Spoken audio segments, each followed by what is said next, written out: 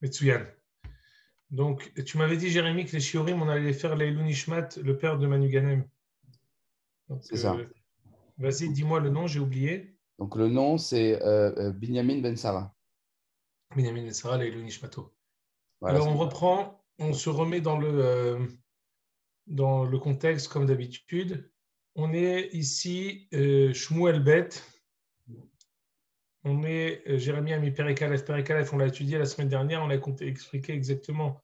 Dans le cadre de l'Haftara, j'imagine que vous avez bien apprécié l'Haftara de Shabbat Shemini, fort de l'étude qu'on a pu faire ensemble. On n'a pas été seulement spectateur, on a pu apprécier le rapport avec Parashat de Nadav et Avihu, qui a fait Meod. On commence maintenant Perekbet. Donc, on se remet dans le contexte, Shaoul est mort. David a commencé à prendre de ses fonctions, il est roi effectif. Et je vous donne vraiment, si ce n'était que c'est un peu compliqué, je vais vous donner d'habitude, je n'avais pas l'habitude de vous dire ce qui va se passer avant, mais là je vais vous le dire. Comme ça va nous aider à lire les psukim. Il va y avoir, en fait, la transition, c'est ça, j'aimerais vous éveiller votre curiosité par une question. Shaoul est mort, Jonathan est mort. Comment la transition va se faire? D'une certaine manière, Jonathan ou Shaoul ont respectivement des enfants qui vont peut-être prétendre à la suite de la Malchoute. En fin de compte, si David, lui, il s'octroie ou il s'auto-octroie, on lui a attribué la Malchoute, mais en fin de compte, on n'a pas encore attribué la Malchoute de David au vu et au su de tout le monde. Et ce fait que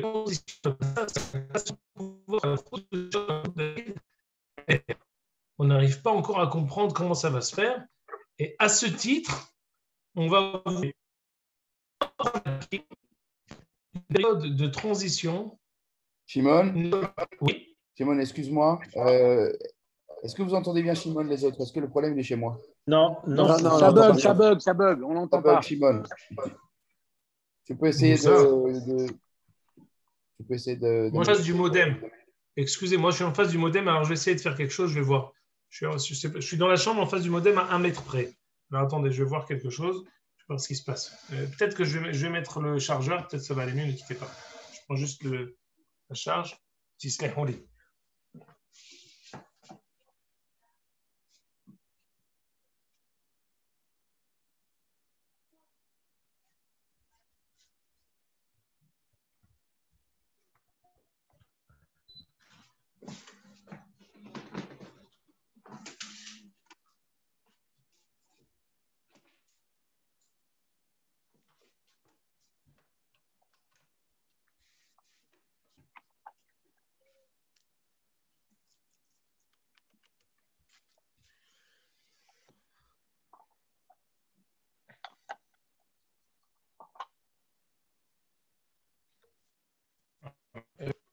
Jérémy, tu vois, est-ce que la liaison est bonne ou tu ne vois pas toi sur ton... Là, c'est bon. Vous m'entendez bien? Là, c'est bon. Très bien. Alors, je reprends. Je disais que on est maintenant dans la période de transition entre la passation de pouvoir entre Shaoul et David Amelech. À ce titre, il va y avoir beaucoup de turbulences et ce sont les turbulences que nous allons voir dans les prochains prakim là qu'on va lire maintenant. Alors, permettez-moi de lire vite les prakim pour pouvoir essayer de faire apparaître les personnalités qui sont dominantes dans ces prakim pour essayer d'y réfléchir. Je vous donne déjà Avner ben Ner, c'est le premier qui va émerger, et le deuxième, c'est Yoav ben Tserouya, Asael ben Tserouya, les frères des enfants de Tserouya, Tserouya de la famille de David Amelech, Avner ben Ner de la famille de Shaoul Amelech.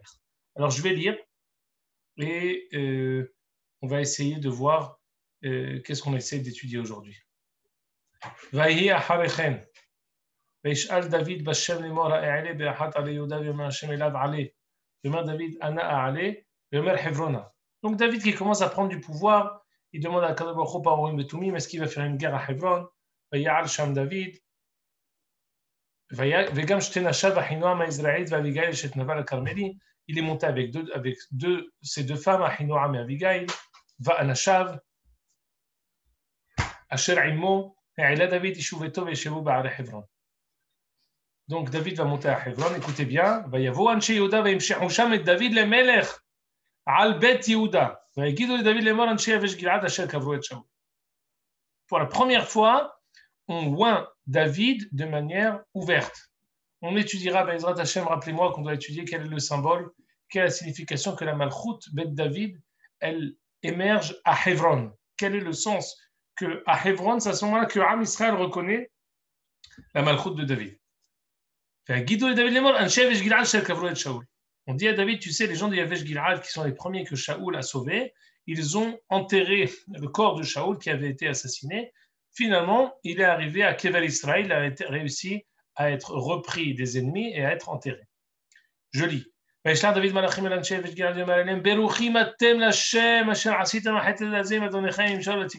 vous bénis d'avoir pris le corps de Shaoul et de l'avoir enterré.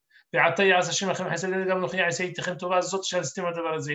je suis reconnaissant envers vous, et Kadosh Baruch Hu également vous gratifiera des bénédictions pour la bonne action par le Hesed que vous avez fait de prendre le corps de Shaoul et de l'enterrer. On voit ici que David, même quand il devient roi, aucune animosité, à l'image du premier Pérec où il a tué la personne qui aurait levé la main sur Shaoul.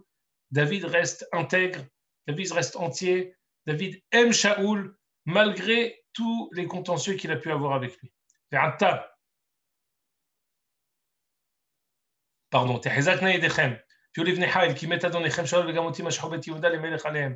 maintenant, soyez forts, sachez que l'épisode de Shaoul est fini et maintenant je suis roi. Maintenant, écoutez bien. Adkan, ce qui a été fait. Maintenant, écoutez bien. Avner ben Ner sar tzava asher le Shaoul. Il y a quelqu'un du nom de Avner ben Ner qui était Sar Tzava, qui était Ramatkal, chef des armées de Shaoul. Il décide une nouvelle initiative. Shaoul avait un autre enfant, mis à part Jonathan, qui s'appelait Ish-Boshet. Il faut comprendre quel est ce nom qui n'est pas tellement gratifiant. En tout cas, il s'appelait Ish-Boshet. Ce Ish-Boshet, Avner décide de le sacrer roi.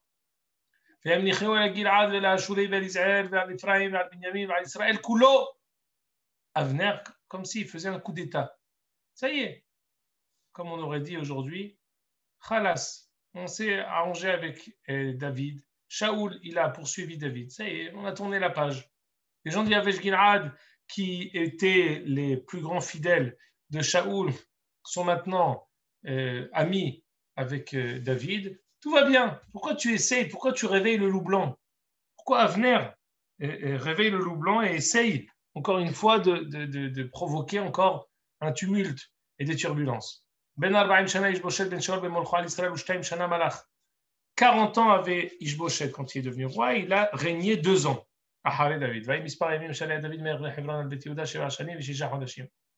Tandis que David était roi sur Hebron 7 ans et 6 mois. Avner continue à cette initiative, on va dire, pour essayer de réparer, pour essayer d'avoir une continuité dans le pouvoir, et il essaie de donner une hégémonie à Ishboshet. Il essaie d'étendre au maximum son règne. Ça, c'est le premier acte. Deux rois en même temps, c'est-à-dire? Deuxième acte. Ve'yoav ben Tserouya, ve'av de David. Il y avait 2 rois en même temps? Il y a l'effet Larsen. Shimon, ce que pose la question, Monsieur Lachmi, c'est est-ce que Avner a essayé de faire, c'est de mettre 2 rois en même temps? Ah, mais là, Monsieur Lamy, je n'ai pas entendu vous poser une question. Je pensais que c'était par inadvertance votre mute qui avait sauté. Votre question, j'ai compris, Jérémy l'a répété. Écoutez bien, c'est ce qu'on va essayer d'étudier aujourd'hui. Quelle était l'intention de Avner? Est-ce que c'était censé être une option, on va dire, le mot m'échappe en français, quand on met quelque chose à la place, ça veut dire une Une alternative. Alternative, voilà, merci beaucoup, Toda Rabba. J'en perds mon latin. Une alternative de David, ou alors, non, comme ce que demande M. Lamy, il espérait faire deux en même temps. Vraisemblablement, il essayait de faire une alternative à David, ou plus exactement, une continuité à Shaoul. On va essayer d'étudier ça. Je vous en prie, je fonce parce qu'on a besoin de lire des psukim pour essayer de comprendre. On essaie de comprendre un tant soit peu ce qu'on va étudier aujourd'hui. Donc ça, c'est le premier acte, c'est la continuité que Avner essaye d'initier. Maintenant, deuxième acte. Yoav ben Tserouya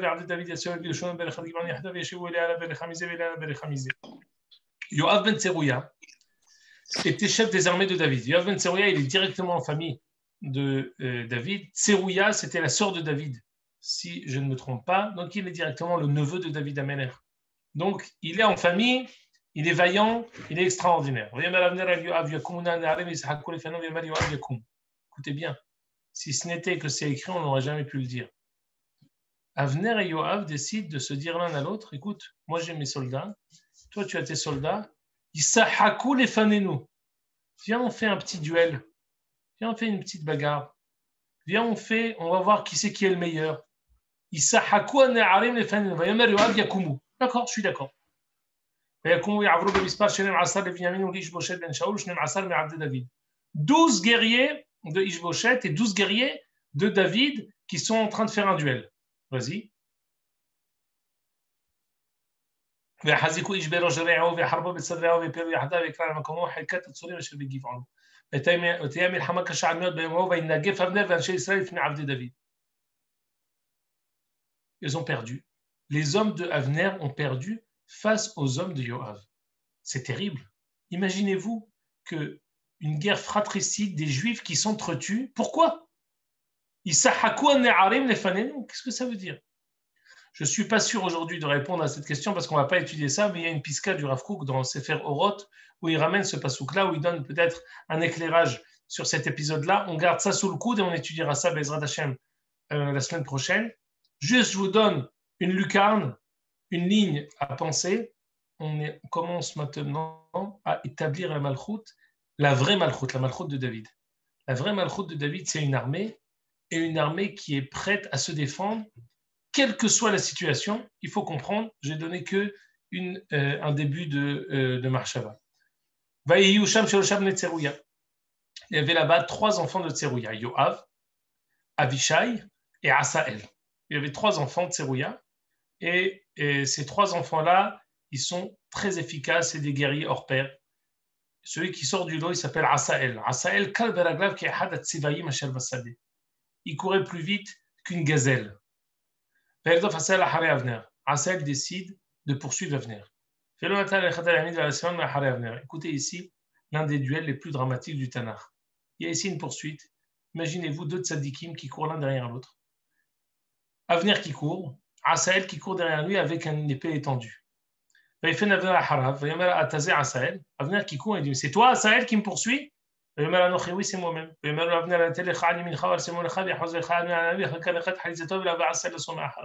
Écoute, lâche-moi, dit Avner à Asael. Je le dis calmement, mais ça se faisait pendant que les deux étaient en train de courir.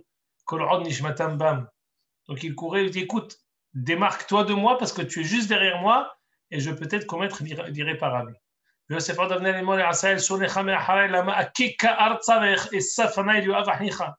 Si je te tue, comment je pourrais voir ton frère Yoav? Si tu ne bouges pas, tu m'obliges de sortir mon arme et tu es pile derrière moi. C'est comme quand il y a 2 voitures qui roulent les deux à 100 à l'heure et l'une colle la deuxième. Si je freine, ça va être terrible.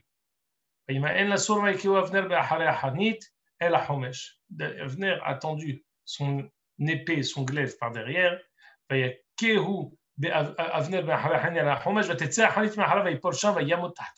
Mort sur le coup, toute personne qui passait là-bas devant l'endroit où Avner avait été tué, il se recueillait, il avait une minute où il se recueillait devant cet endroit où Avner a tué Asael. Imaginez-vous, on n'a jamais vu ça. Dans toute l'histoire d'Israël, quasiment, jusqu'à présent, on n'avait jamais vu que Am Israël s'entretue l'un avec l'autre. Et là, on voit que c'est pas seulement le ramassis qui se disputent et qui se tuent, c'est Missolta ou Mishamna. C'est la fleur de farine de tout Am Israël qui est en train de se disputer à en venir au sang. Avner ben Ner qui tue Asael ben Tserouya, qui est le neveu du roi. Les Ne'arim de Avner qui sont tués par les Ne'arim de Yoav. Qu'est-ce que c'est que cette histoire? C'est bien clair. Yoav et Avishai.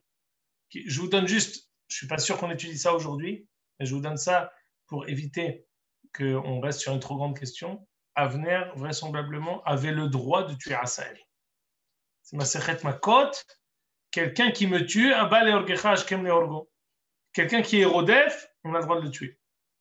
Peut-être que Avner aurait dû tuer Asael en lui plantant le glaive dans la jambe. Mais vraisemblablement, c'est ce qu'il lui a demandé. Il lui a demandé, écoute, décale-toi à droite, décale-toi à gauche. Tant que tu ne te décales pas, je risque de te tuer. Il n'a pas voulu. Il n'avait aucune autre manière de s'auto-sauver que de le tuer. Apparemment, ce qu'a fait Avner, c'était légitime défense. Malgré tout, Yoav et Avishai, les deux frères, ce qu'ils sont appelés dans la Torah Goel ad-Dan,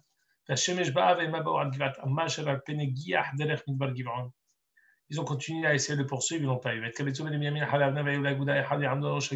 Ils ont commencé à le chercher partout. Avner et Yoav et Avishai cherchent Avner. Avner et Yoav. Yoav, du haut de la colline, crie et dit vas-tu me poursuivre à jamais? Tu sais que cette histoire-là, ça va se terminer d'une manière très amère. Demande qu'on arrête cette guerre fratricide. Et Yoav, Haya Elohim, qui loulé dibarta, qui az, mais à Boker, Na'ala Am, Ish, mais à Hareahiv, grâce à toi, dit Yoav à Avner, du fait que tu aies tiré le drapeau blanc, je demande à tout le monde d'arrêter la poursuite et que chacun rentre chez lui. On fait le drapeau blanc, on arrête cette guerre. Les gens d'Avner, Avner et ses hommes ont continué leur pérégrination.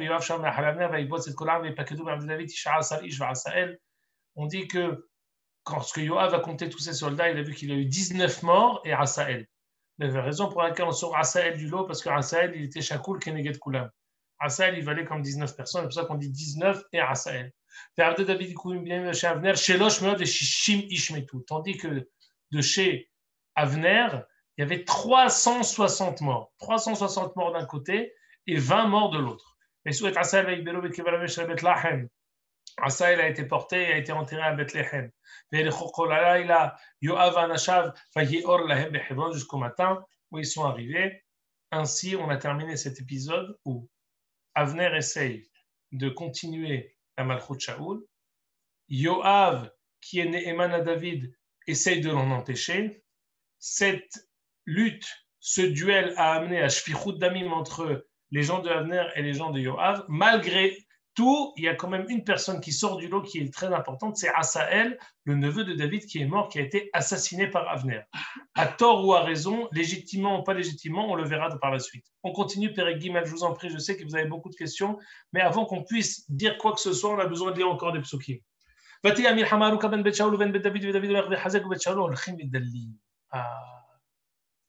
Cette guerre a continué, cette période de transition ne s'est pas arrêtée tout de suite. Mais attention. Bet David olech v'hazek. David, ça va en progressant, en évoluant les Tova. Bet Shaoul olchim v'dallim. Ils vont en s'éteignant. Alors attention, on va faire ici un récapitulatif des enfants de David. Le fils aîné de David, Amnon, le deuxième, Kil'av et Avigail, Eshet Naval Carmel. Kil'av, il a eu de Avigail. Ashelishi, le troisième, c'est Avshalom. Il a eu de Ma'acha. Aravi'i Adonia ben Haggit. Le cinquième, Shefatia ben Avital. Le sixième, Yitre'am, les Egla et Shet David. Shishi Yitre'am, qu'il a eu de Michal. Egla, c'est Michal. Elle les David. Behevron, très bien. On n'a pas vu le Pérec dernier que Ve'en le Michal et Banim ou משהו כזה? Extraordinaire ta question, Jérémy. C'est la fin de la Haftara pour les Ashkénazes. Nous, dans Parashat Shemini, on s'est arrêté en Ve'eshpar Ehad, Va'ashisha Ahad, Va'yelechu Chol Israël, Ish Leveto. Tandis que chez les Ashkénazim, ça se termine pas sympathiquement, où David y dansait. Pendant qu'il a dansé, il a montré son ventre. Elle a eu honte, Michal, et ça se termine en et Michal n'a pas eu d'enfant jusqu'à la fin de ses jours. Pourquoi? Parce qu'elle a manqué de respect à David, parce qu'elle n'a pas compris quelle était la valeur de David qui danse devant le Aaron Hashem. La Gemara dans Sanhedrin, on va le voir peut-être dans cette Gemara de Sanhedrin Yutet, elle n'a plus eu d'enfants, Mikan Vaelach. Ceux qu'elle a déjà eus, elle les a eus. Mais elle n'en a plus eu d'autres, première possibilité. Deuxième possibilité, toute personne qui fait grandir un enfant chez lui, c'est comme s'il l'avait enfanté. Et c'est possible que cet enfant-là, il est grandi chez elle, même si ce n'est pas elle qui l'a mis au monde. C'est-à-dire, on va voir ça peut-être dans le Gemara Sanhedrin Yutet. Vas-y, Jérémy, je t'ai perdu. Voilà. On revient. Maintenant, on y vient bientôt. On arrive maintenant à ce qu'on voulait étudier aujourd'hui. Avner continuait à être la figure qui était dominante parmi les hommes de Shaul. Écoutez bien maintenant, c'est important. Shaul Pilleresh. Shaul avait une femme. Ushma Ritzpa Bat Aya. Une femme qui s'appelait Ritzpa Bat Aya. Ça veut dire quoi? Shaul, quand il était vivant, il avait une femme qui s'appelait Ritzpa Bat Aya. Avner, après la mort de Shaul, il a voulu se marier avec cette femme qui s'appelle Ritzpa Bat Aya. Alors, explication. Normalement, la femme du roi, elle est interdite à ce qu'on appelle un hédiot. Hédiot, ça vient toujours les Ummat Kohen Gadol, Kohen Hédiot. Melech ve Hédiot. Il y a les personnes qui ont un titre de Kohen Gadol ou de Melech, et un Hédiot, c'est quelqu'un qui est normal, qui n'a pas de titre. La femme du roi, même quand son mari est mort, elle n'a pas le droit de se remarier. Pourquoi? Parce que quelque chose qui a été utilisé par le roi, quelque chose qui a été au roi, quelque chose qui est la Ba'alout, même si c'est bien, Kol Sheken, si c'est sa femme, ça n'a pas le droit d'après d'être utilisé ou d'avoir un lien avec quelqu'un qui est hédiot. Et pourtant, Avner va se permettre de se marier avec une femme qui s'appelle Ritzpa Bat Aya, qui était la femme de Shaoul. Qui c'est qui lui reproche ça? Ishboshet reproche à Avner, pourquoi tu t'es marié avec la femme de mon père? Avner s'est énervé. Elle dit vrai, Ishboshet, Harosh Kelev Anochi, je suis un chien, cher Yehuda. Hayom non, j'ai un peu, attends une seconde. Hayom Hesed im Bet Shaul Avicha Elecha vel Mereo velo im tziticha be'ed David zifkol alei avon Aisha. Hayom, tu n'as pas honte de me reprocher une chose pareille? J'ai été la personne qui a été la plus farouche pour sauver la malchoute de ton père et toi tu viens me reprocher une chose pareille. C'est bien gentil, maintenant je te quitte. Maintenant je change mon fusil d'épaule. Bye bye Bet Shaoul, maintenant je suis avec Bet David. Et Avner Amlacham Bet Shaoul להקים את כיסא דוד על ישראל ועל יהודה מדן ועד באר שבע. ולא יכול עוד להשאיר את אבנר דבר מיראתו אותו. Avner, pas une, pas deux, il lui dit oui. Il était marocain, il s'est vexé. C'est une bonne remarque, parce que c'est vrai que la même personne qui était prête à se mettre en danger de mort, Shuto Kemashmaro, plus d'une fois, sur, on va dire, de prime abord, un coup de tête, il a décidé, c'est tout maintenant. Je te jette et je te laisse maintenant mourir. Ne t'approche pas de moi. Tu m'as mal parlé, je t'abandonne. J'ai de talit. J'ai de talit, kval am ve'eda. Vraiment, Pshuto Kemashmaro, il faudra expliquer ça tout de suite. Vous comprenez que je ne fais que rajouter des questions pour qu'on essaie de comprendre qu'est-ce qui se passe ici dans cet épisode. Pour rejoindre ce qu'a dit Jérémy, il a tellement eu peur de lui, Ishboshet, que même quand il voulait lui parler, il n'osait pas lui parler. C'était la terreur. Il s'est dit, si je lui parle, il va exploser, je préfère me taire.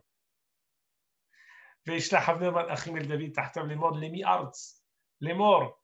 Korta berit beritecha iti vaine yadi amach lehasev elecha et kol Israël. Avner se tourne vers David pour lui proposer une alliance. Ve'amer tov ani echot itecha berit. Ach davar echad nochi shoel mitach lemor lo tir et panai. Ki mifne aviacha et Michal bat Shaul bevuacha lirot et panai.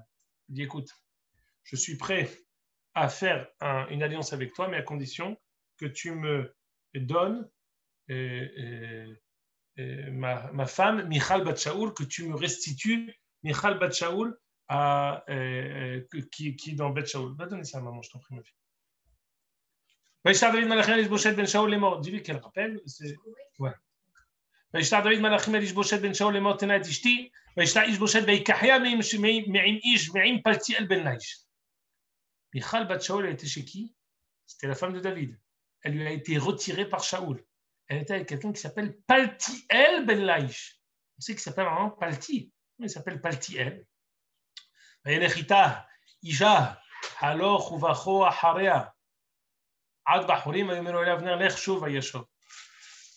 C'est-à-dire qu'on a restitué la femme de David à lui-même et on l'a retirée de chez Palti ben Laish. On va tout de suite voir ce que ça veut dire.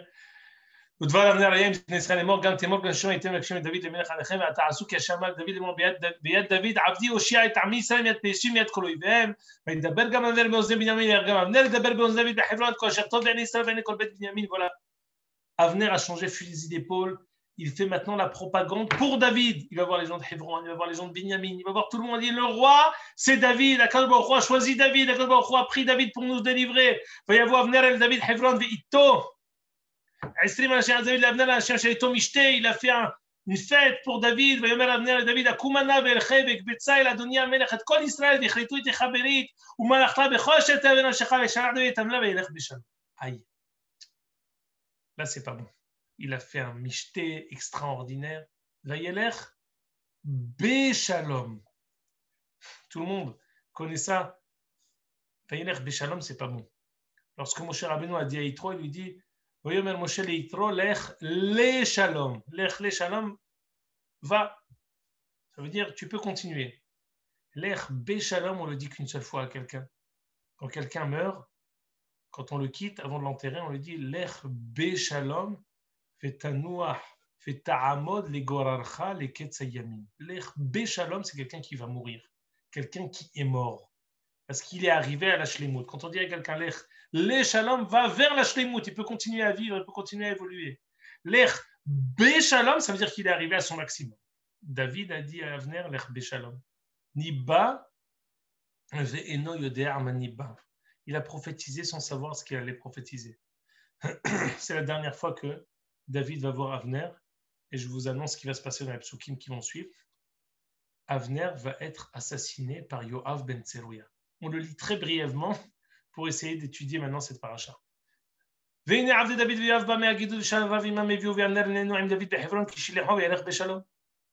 a quitté David et les gens de Yoav ne sont pas au courant de cette nouvelle alliance qui a été faite entre Avner et David, ou peut-être ils sont au courant, mais apparemment ça ne va pas influer sur leur décision.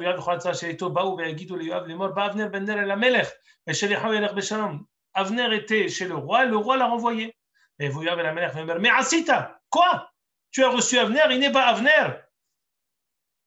Comment tu as pu le lâcher? Comment tu as pu le libérer? Tu sais ce qu'il a fait à mon frère Asaël, à ton neveu? Ça c'est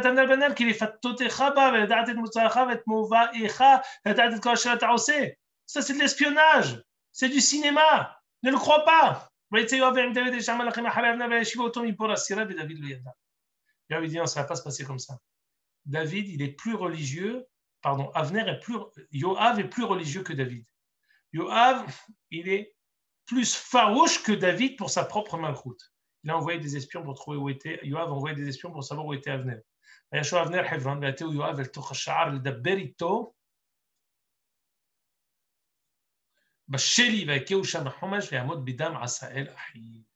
Il l'a trouvé, il l'a mis dans un coin, il l'a tué. La première chose que David a réagi lorsqu'il a entendu la mort, l'assassinat de Avner, il dit, c'est pas moi. Nakiani, ne croyez pas que c'est moi qui ai voulu le tuer pour aucune raison. Pas du tout, j'ai fait une alliance avec lui, il est avec moi, j'ai confiance en lui, c'est pas moi. אין לי יד ורגל dans cet assassinat. יחולו על ראש יואב אל כל בית אביו ועל ייכרת מבית יואב זב ומצורע ומחזיק בפלך ונופל בחרב וחזר לחם. La klala peut-être la plus virulente que David n'a jamais faite, il va maudire Yoav et toute sa maison pour l'assassinat crapuleux qu'il a fait pour Avner. Yoav Avishai Ahiv Haregou le Avner Al Asher Hemit et Asel Ahia Begivran Damilhama. La raison pour laquelle ils l'ont tué, c'est pas un simple assassinat. Ils se sont dit, on est Goël Adam, on a le droit de venger notre frère. Attention, vous n'avez rien compris. David dit, tout le monde doit déchirer ses habits.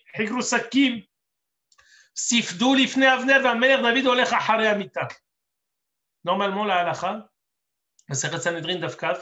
le roi n'a pas le droit d'aller dans l'enterrement, sûrement pas de marcher derrière le corbillard. Pourquoi?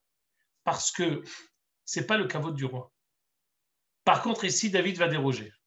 Pourquoi? Pour montrer qu'en aucun cas il a été me'orav, il a été en rapport, il a commandité cet assassinat, il s'abaisse dans son kavod et il dit, je viens moi-même à l'enterrement et je marche derrière le corps de Avner pour l'amener dans sa dernière demeure.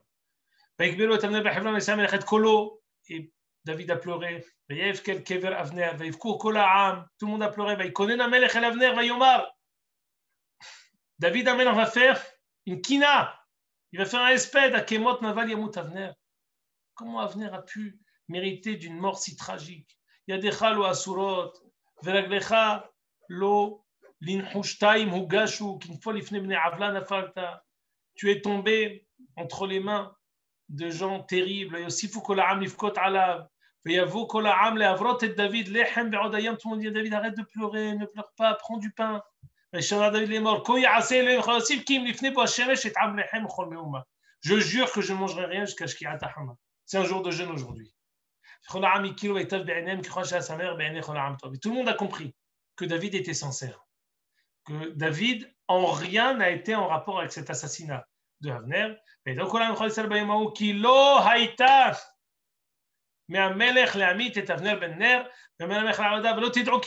Ça c'est une phrase qu'on dit. Sachez, aujourd'hui un grand homme est tombé. Moi je suis jeune. Les enfants de Tserouya sont durs, difficiles à gérer. Qu'on paye à ceux qui fassent le mal, leur mal. Adkan, ce que je voulais étudier aujourd'hui, qu'on a étudié, qu'on a lu. Alors, dans le temps qui nous est imparti, on va quand même essayer d'expliquer, je pense qu'on va donner des choses qui sont très intéressantes, qui ne sont écrites nulle part, que j'ai reçues à la yeshiva des Talmidei Chachamim à qui j'ai parlé pour préparer ce shiur. On va essayer de comprendre. On a ici trois figures. Avner ben Ner, Ritzpa bat Aya, la volonté de David, la volonté de Avner de vouloir maintenir la malchoute de Shaoul. Alors, j'aimerais commencer, Jérémie, par Bereshit. Si tu peux nous mettre Bereshit. Magnifique. Lorsque Benjamin est né, ou avant que Benjamin naisse, Akadosh Baruch Hu a promis à Yaakov,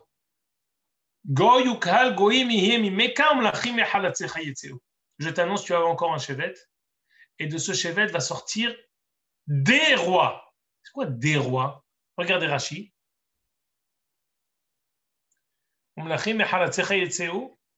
Shaoul ve'Ishboshet, שהיו משבט בנימין שעדיין לא נולד.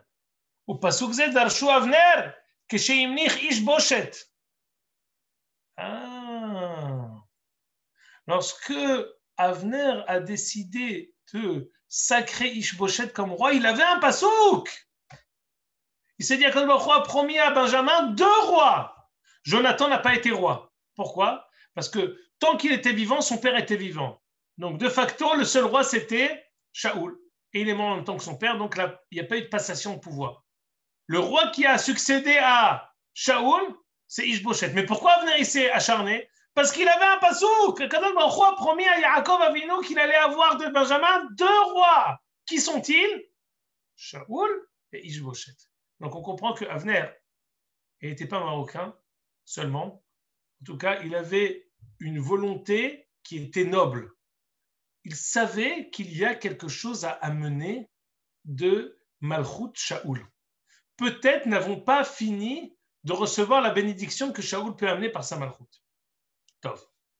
Ah, Hazak. Merci. Je continue. Deuxième chose que je te demande, Jérémy, viens, mets-moi dans Shmuel Aleph. J'ai une question à vous poser. Il y a une question de Hillel sinon. Ouais. Tu m'entends, Shimon? Hillel Azaken, je t'en prie.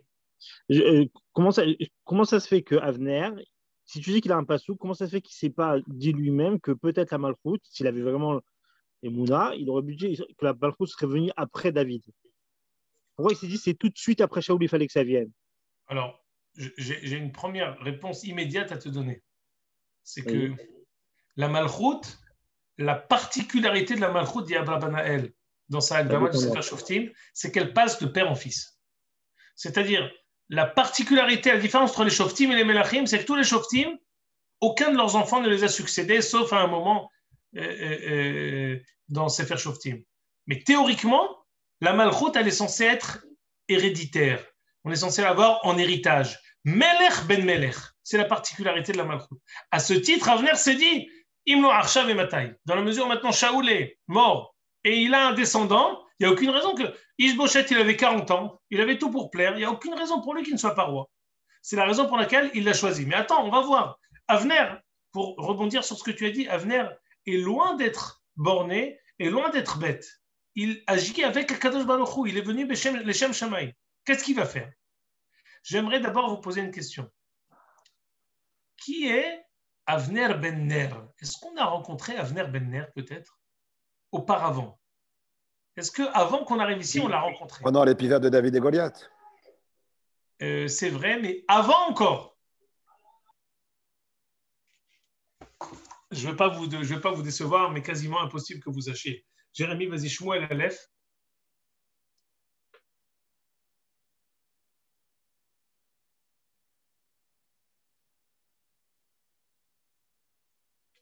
Une seconde. Je t'en prie. Je ne me rappelle pas les micros que je t'avais dit, Bihila. Non, il n'y a pas de problème. On parlait de Shmuel Aleph, Yud Tetzain. C'est très bien organisé tout ça. Non, pas du tout. Merci, David. Merci.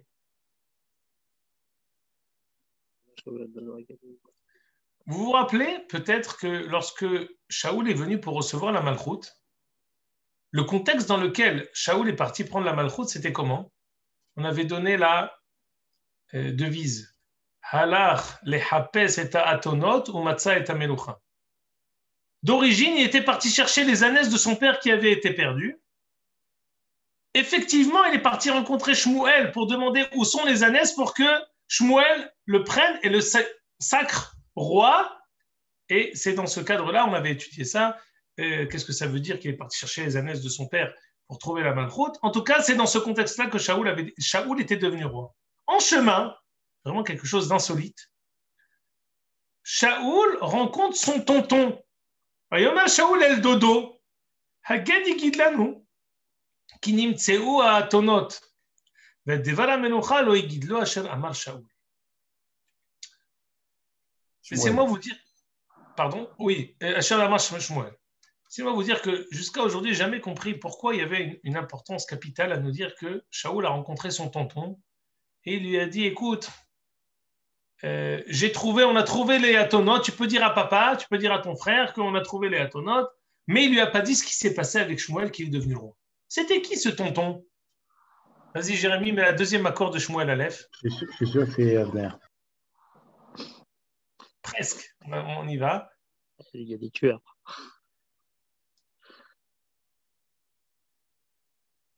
Tête Vav, même tête. C'est le père d'Avner. Il n'y a pas tête Vav, même tête.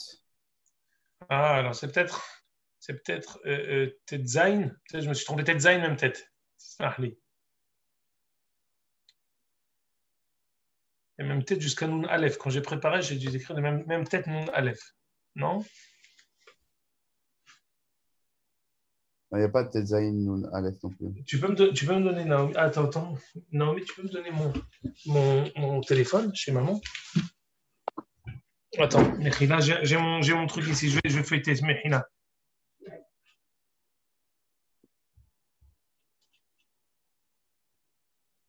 Ah, c'est sûrement Yud Dalet, pardon. Yud Dalet, même tête, slicha. Yud Dalet, même tête. Bnei Shaoul.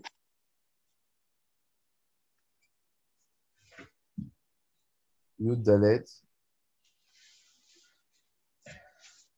Même tête. Voilà. Vaïyo Bene Shaoul. Qui sont les enfants de Shaoul? Jonathan, très bien. Yishvi, très bien. Malkishua, très bien. Veshem Shte Benotav, ces deux filles. Shem Abechira Merav, Veshem Aketana Michal, très bien. Shem Eshet Shaoul, la femme de Shaoul, Ahinoam Bat Ahimaatz. Shem Sar Tsevao, Aviner Ben Ner, Dod Shaoul. Vekish Avi Shaoul, Vener Avi Avner Ben Aviel. On voit maintenant ici qu'il y avait deux frères qui s'appelaient Kish et Ner. Et il y avait deux cousins qui s'appelaient Shaoul et Abner. Qui a rencontré qui Shaoul a rencontré? Il a rencontré Ner, Aviner Ben Ner, Avner Ben Ner. Ça veut dire quoi? C'est intéressant quand même. Il s'appelle Aviner Ben Ner. C'est le père de la bougie, le fils de la bougie. C'est embrouillant quand même. Qui l'a rencontré? Il a rencontré Ner ou Avner? Premier indice que je vous donne. Deuxième indice que je vous donne. Jérémie, est-ce que tu peux mettre Shmuel Bet et ce que je t'ai dit dans Perek Kaf Aleph? On va tout de suite pouvoir recoller les pièces du puzzle. Encore 2 minutes de patience.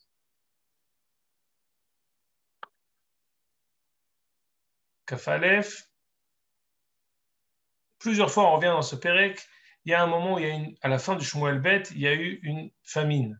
La raison de cette famine, elle était due au fait qu'il y a les Givronim qui en voulaient à mort à Am Israël, parce qu'à cause de Shaoul, ils n'avaient plus personne pour pouvoir subvenir à leurs besoins. À ce titre, ils ont demandé de prendre les derniers enfants de Shaoul et de les tuer. Les enfants de Shaoul, il faudra étudier cette paracha à la fin du Shmuel Bet, ces enfants-là ont été pendus sur la Homa. La seule personne qui est venue pour les couvrir, c'est qui? Vaïka Hamelech. Pardon. Oui, c'est bien. Vaïka Hamelech etchene bene ritzpa bat aya shel yelda Shaul et Harmoni et Mephibosheth hameshet bene Michal bat Shaul. Shedal le'adriel ben Barzina et Mecholati et Tlem ben Givoni et Ki'um Bahar. Ils ont pris 7 enfants de Shaoul, ils ont été pendus, ils ont été accrochés sur un muraille. On étudiera ça. ותיקח הרצפה בת איה את השק ותטה אל הצור מתחילת קציר ניתח מים עליהם מן השמיים ולא נתנה לעוף השם לנוח עליהם יומם. Ça veut dire quoi? Pendant que les enfants de Shaoul ont été pendus, Madame Ritzpa bat Aya, à la fin du Shmuel Bet, elle vient, elle les couvre. Alors, ce que je veux essayer de vous proposer maintenant, c'est la chose suivante. Avner voulait que la malchoute de Shaoul perdure. Avner voulait accomplir la névoua qu'Akadosh Baruch Hu a donnée à Yaakov Avinu. Avner, depuis le début de l'établissement de la malchoute de Shaoul, il est profondément lié. Depuis le début jusqu'à la fin. Depuis le début.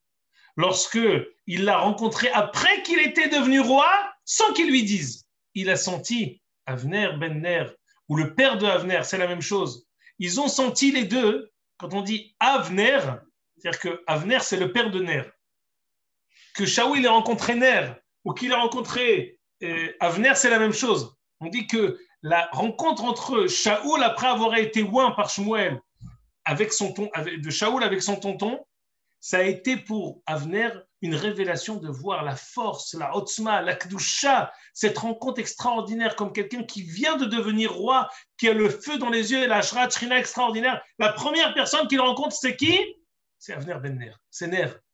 C'est la famille de son cousin, de son tonton. C'est Avner, le Sar Tseva Shaoul. Sar Tseva qui était Gadol Batora, Alo Ted'ou, qui Sar ve Gadol Nafal be Israël. C'était pas seulement quelqu'un qui est chef d'armée Be'am Israël, c'est un chef d'armée qui est Lohem Ilhamta Shel Torah, comme ce qu'on a étudié dans les premiers prakim de Yehoshua. Yehoshua, en faisant la guerre, il arrive à retrouver les 3000 halachot qui ont été perdus lors de la mort de Moshe Rabbeinu. C'est la force extraordinaire et transcendante de la force de la guerre avec la possibilité de Milhamta Shel Torah.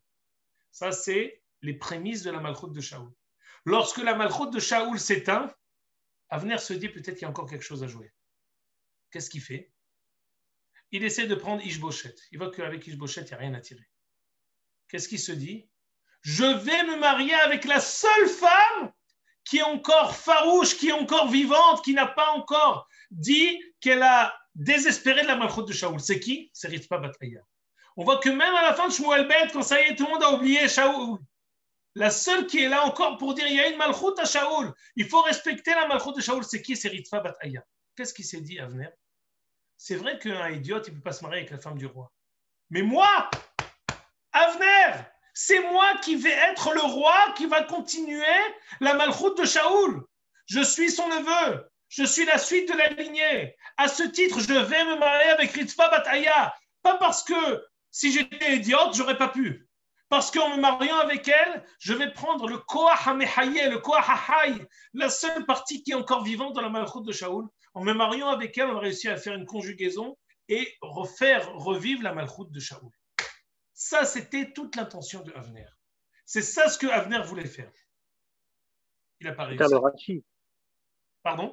C'est Soter le Rashi que tu as lu tout à l'heure, en disant qu'il voulait être Malchut, il voulait rendre la royauté à Binyamin, quoi, c'est-à-dire les deux rois. Oui, mais attention, Avner Ben-Ner, il fait partie de la tribu de Binyamin. C'est le cousin de Shaoul. Il a dit j'essaie avec Ishboshet, il a été loyal. J'essaie avec Ishboshet, ça n'a pas marché. Alors, je vois que Ishboshet, il est koshel. Il n'est pas mutzlah. On ne peut pas réussir avec lui. Au lieu de désespérer, on va dire bon, c'est pas bon, je reprends mes billes. Pas du tout. Il est audacieux. Il essaye lui-même de générer la Malchut de Shaoul. Il dit que moi, en tant que Sartsava, moi, en tant que neveu, moi, en tant que celui qui a rencontré Shaoul, juste après le fait qu'il ait été loin, moi ou mon père, on a maintenant la possibilité de prendre la suite, on a la possibilité de la faire revivre. À ce titre, il va être prêt à faire la guerre contre Yoav. À ce titre, il va être prêt à se bagarrer contre Yoav et à le tuer, contre Asaël. Parce qu'il est persuadé de Tzidkat Darko. Mais la force de Avner et sa grandeur, c'est quand il va comprendre que c'est pas bon. Bet Shaoul olchim vedallim ou Bet David olchim ve'olim. Qu'est-ce qu'il dit? J'arrête. Le siman, c'était que Ishboshet n'était pas avec lui. Son siman, ça a été que Ishboshet lui dit mais qu'est-ce que tu fais? Il a vu que ça y est. Cette question de Ishboshet, c'était pas seulement une vexation. C'était pour lui un siman. Comme quand quelqu'un, tu dis, il est vivant ou il est mort? La réflexion, la rétorque, ce qu'il a rétorqué à Ishboshet, à Avner Ben-Ner, c'était le siman que c'est fini. Il ne s'est pas vexé comme un Marocain. Non. Il a compris que finalement, c'était la fin. Il a compris qu'il essaye de faire revivre un mort-vivant. C'est fini. La Malchut, avec la mort de Shaoul, ça c'est terminé. Qu'est-ce qu'il aurait dû faire? C'est une question qu'il faut comprendre. Et pourquoi pas lui alors, en tant que Meller? Pourquoi pas lui en tant que Meller? Tu vois bien que ça ne va pas se faire. Il a vu que Ishboshet n'a pas voulu des Chatef Péron. Non, mais pourquoi pas lui-même, puisqu'il est la tribu de Binyamin aussi, et que s'il va selon... Mais c'est ça ce que je te dis. C'est qu'il a voulu. Il a voulu être lui-même. Mais il a vu qu'il n'a pas de reconnaissance même de sa fratrie. Il n'a pas de reconnaissance même de ses ouailles. Ceux qui sont avec lui, ils ne sont pas prêts à reconnaître le fait qu'il peut être la continuité de la Malchut Shaoul. Ah, il ne va pas se bagarrer tout seul. Shimon Ishboshet, ce n'était pas une de ses ouailles. C'était le gars qui voulait écarter pour prendre sa place. Donc, évidemment, qu'il ne s'attendait pas à ce qu'il soit coopératif. Mais, les amis, vous regardez trop la politique avec Benjamin Netanyahou. Ici, il n'est pas question de s'attacher au qui c'est. Il n'est pas question ici de vouloir être roi quoi qu'il arrive. Il est question ici d'idées. Il est question ici d'idéal. Il est question ici de ligne de conduite. Il est question ici ce qu'on a expliqué dans les rivalités qu'il y avait entre David et Shaoul. Ce n'étaient pas des rivaux pour qui c'est qui va gagner. Ils étaient des rivaux pour pouvoir faire apparaître leur avodat Hashem ba'olam hazeh, leur ligne de conduite, la manière dont ils voient Am Israël. À ce titre, Avner attendait de la part de Ish-Boshet, pas seulement qu'il ne l'empêche pas, mais qu'il l'encourage. Attention, même quand moi je vais être roi, je vais te représenter toi. C'est toi que je vais représenter, peu importe qui va être assis. Moi, je suis maintenant à Koach HaPoel. C'est moi le seul qui est là pour pousser, pour faire. Jérémy, tu voulais dire quelque chose? Non, c'est deux dynasties avec deux visions de Ham Israël. Donc, Ish-Boshet et Avner faisaient partie de la même dynastie. Ça n'aurait pas dû être un problème pour Ish-Boshet que Avner ou que l'un ou l'autre y soit, c'est le même résultat. Exactement. Il a fait mode. Tu complètes très bien ce que j'ai voulu dire. Il a fait mode. Donc, on a expliqué par là qu'est-ce qui était, quel est le fil conducteur de tous les psukim qu'on a lus. Maintenant, j'aimerais malgré tout compléter plusieurs choses. On a dépassé, on a lu beaucoup de psukim, ça nous permet de continuer ensuite. J'aimerais que tu nous mettes, Jérémy, Sanhedrin, Kaf. Parce qu'on va voir finalement que Avner va être assassiné. Mais qu'est-ce qu'il a fait? Il va mourir Bamita Meshunna. Selon ce que j'ai dit, Kadosh, Kadosh, Kadosh. Mais Tsuyan, il n'a rien fait. David Alosar Vegadol, mais il est mort Bamita Meshunna. Regardez la Gemara. Ici, la Gemara dit à la fin, là où tu as ton curseur, Jérémy. Maï ta'ama i'anash. C'est, monte un peu, une ligne, deux lignes, drops, au milieu de la ligne. Maï ta'ama i'anash. Pourquoi Avner a été puni? Amar Rav Nachman Berbi Yitzhak. Sheshiha malchut bet David shete shanim u'mehtzah. Il a empêché, il a retardé l'apparition de Malchut Bet David 2 ans et demi. Remonte, Jérémy, je t'en prie, dans cette même page. Ops. Dit Tosfot chez Shiha Malchut. Afal Gav de Darshinan be Midrash Rabbah. Bien qu'on ait une drasha que Rashi a amenée sur la Torah. Il n'a pas fait exprès. Lui, il a voulu accomplir la nevoua qui a été dite à Yaakov Avinu alav shalom. Mikol makom, comme ce qu'a dit Hillel, haya yachol itkayem bemakom acher. Velo haya lo lishot malchut bedavid shenimshach kvar al pi navi. Comme ce qu'a dit Hillel. À partir du moment où David a été oint par Anshe Hebron, et c'est ça l'introduction à tout ce qu'on a lu, les gens de Hebron ont décrété, ont sacré David en tant que roi, tu aurais dû comprendre que la lecture de ce passage doit se faire autrement. Finalement, on ne pourra pas accomplir cette malchoute par Melech ben Melech, mais on devra l'accomplir autrement. À ce titre, il a été puni de Ve'inta Meshuna, 2 ans et demi, tu as retardé la malchoute de David qu'elle apparaît. C'est vrai qu'il était déjà roi, mais il n'était pas sacré roi avec les pleins pouvoirs.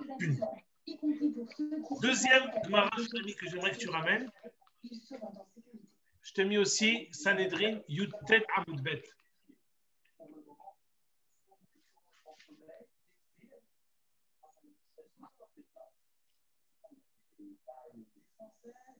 Oh. Alors écoutez. Là, on a 2 précisions. Si on veut maintenant faire un résumé de là où on se trouve dans ce qu'on a étudié aujourd'hui, le résumé, c'est qu'on a essayé de comprendre la passation de pouvoir entre Shaoul et David. Elle est passée par des turbulences avec Avner et Ish-Boshet. On a expliqué Tzidkat Darko de Avner, que Avner venait Beshem Hashem, Avner était loyal, Avner était fidèle, Avner était extraordinaire. Au même titre qu'il a su, l'Imsor et Nefesh, se sacrifier pour Shaoul, pour sa dynastie, il a été prêt ensuite à se sacrifier pour la dynastie de David, et il a fait avec lui une alliance, et ça lui a coûté la vie. Yoav a voulu le tuer. Ça, c'est ce qu'on a vu avec Avner, et on a expliqué. Maintenant, j'aimerais vous dire 2 Héarot. La semaine prochaine, Bezrat Hashem, on étudiera Yoav. Mais là, j'aimerais dire 2 Héarot extraordinaires qui ressortent d'ici, de ce qu'on a étudié. On a dit que David Amelech a demandé « Rends-moi ma femme, Michal bat Shaoul ». et elle a été prise, elle a été attribuée à Paltiel ben Laïch. Regarde en bas, et Jérémie descend un peu, encore un peu, voilà. Lama nikra shemo Paltiel. Une fois on l'appelle Palti, pardon. Une fois on l'appelle Palti, une fois on l'appelle Paltiel. Lama nikra shemo Paltiel. Chez Pelato el mina avera. Akadosh Baruch Hu a sauvé Palti de la avera. Ma'asa na'atz herev beno levena. Amar kol ha'osek badavar ze yidaker beharev. Palti, il savait que Michal bat Shaul, c'était la femme de David. Parce que Shaul lui a pris sa femme à David pour la donner à un autre homme. Qu'est-ce qu'il a fait, Palti? Il a pris un glaive au milieu du lit, il a planté, il a dit celui qui passe ce glaive-là, il mourra. Qu'est-ce que ça veut dire? Il s'appelle Paltiel parce que Pelato el mina avera. Quand l'a sauvé de la avera. Qu'est-ce que ça veut dire qu'il a pris un herev pour le planter? Mais au même titre qu'il a planté, s'il veut faire la avera, il peut le sortir et après faire une avera. Ça veut dire quoi qu'il a fait ça? Regarde, Jérémie, le Sihot Moussar que j'ai envoyé. Là, je t'ai envoyé 2 photos. Pas le Notar Biouda, le deuxième. Ici, un Yesod extraordinaire de Moussar, extraordinaire. La deuxième page.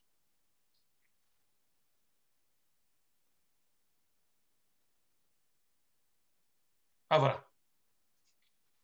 Matsanu Bigmara Sanedrin. Ketiv Palti, Urtiv Paltiel. Amar Biohanan Palti Shemo Vela Mikra Shemo Paltiel, Shepilato Min Avera. Ma'asana Az Harev Beno Levena Amar Kola Osek Bedarazé Dakebe Harev. Mevuar. Dit le Rabbi Haim Shmulevitch. Imlo Pelatoel Min Avera Lo Ayachol Amod Benisayon. Si ce n'était qu'Akadosh Baruch Hu l'avait aidé pour ne pas venir, pour ne pas aller avec Madame Michal qui était une femme mariée, il n'aurait jamais pu réussir à surmonter son Yetzer Hara. Parce que selon un homme normalement conçu, il ne peut pas réussir à surmonter son Yetzer Hara pour une chose pareille. C'est pour ça que il a besoin d'un nes. Il a besoin d'un nes pour qu'il soit sauvé de la Avera. Achadain, Hachamim ont posé la question, Ma'asa, comment il a réussi à avoir ce miracle qu'Akadosh vienne l'aider? Qu'est-ce qui a fait qu'il a eu ce miracle qu'Akadosh l'aide? Écoutez bien. Donc la Gemara dit, il a pris un glaive et il l'a planté. Il ne comprend pas pourquoi il a fait ça. C'est lui qui l'a planté. Qu'est-ce que ça veut dire? Écoutez bien ce yesod unique. Ici,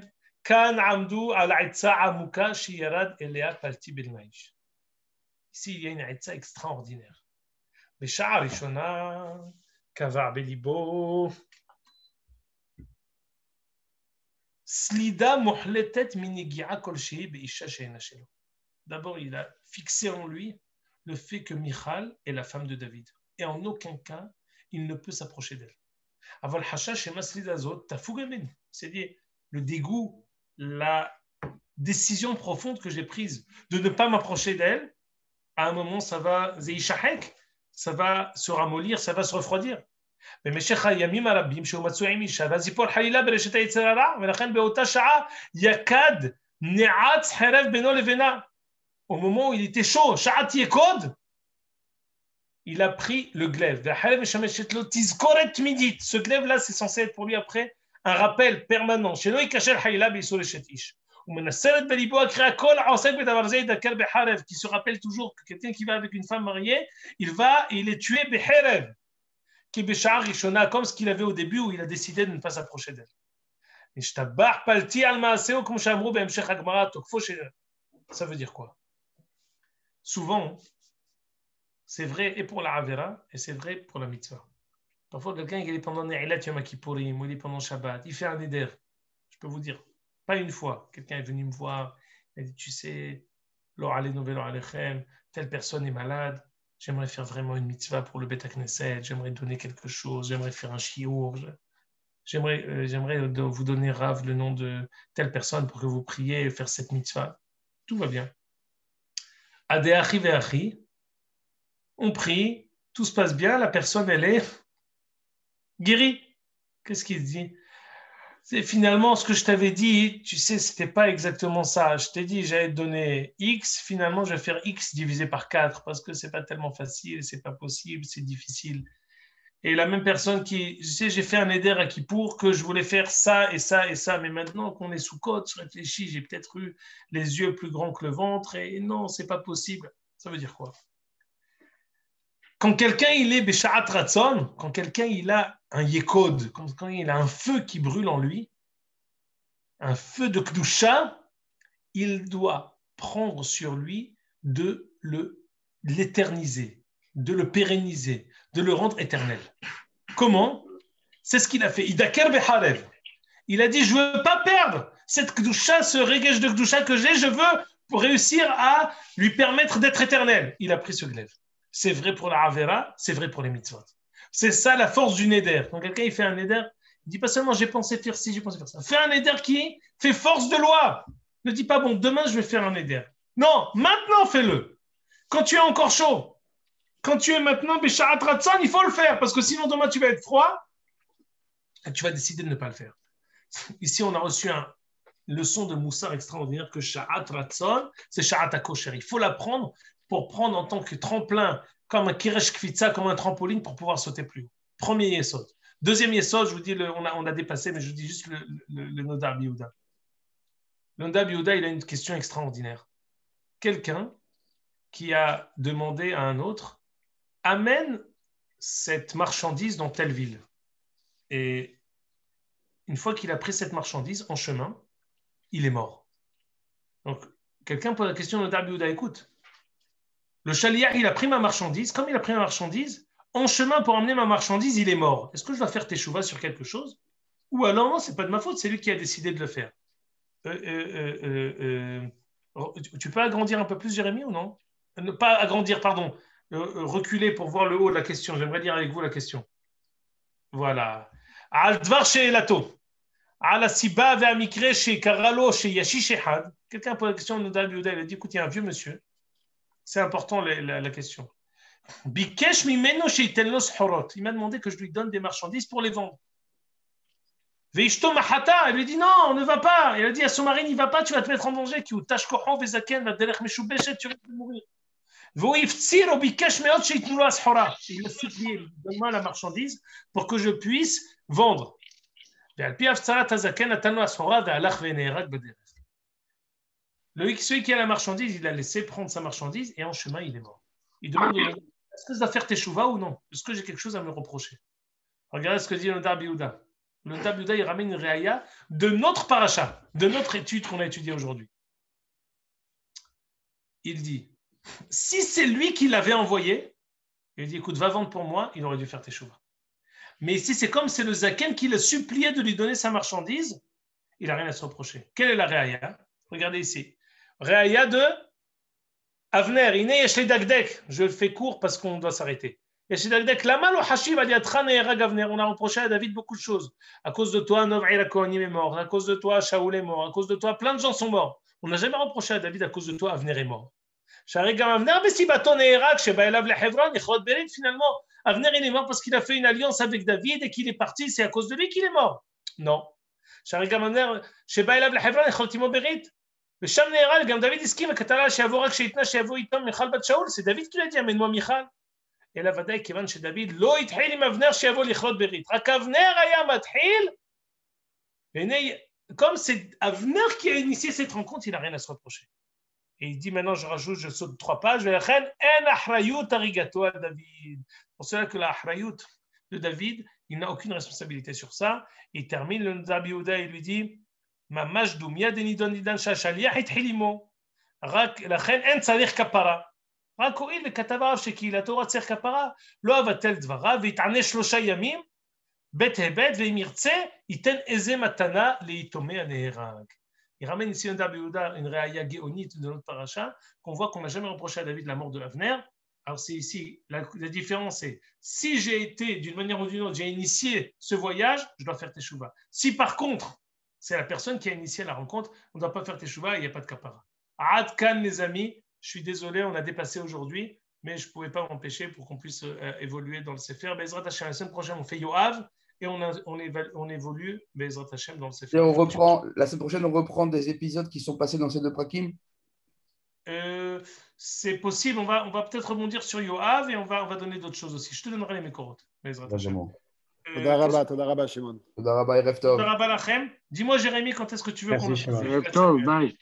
Ouais, on discutera, Shimon, pas de problème. Kol Tuv Lachem. Bye bye. Bye.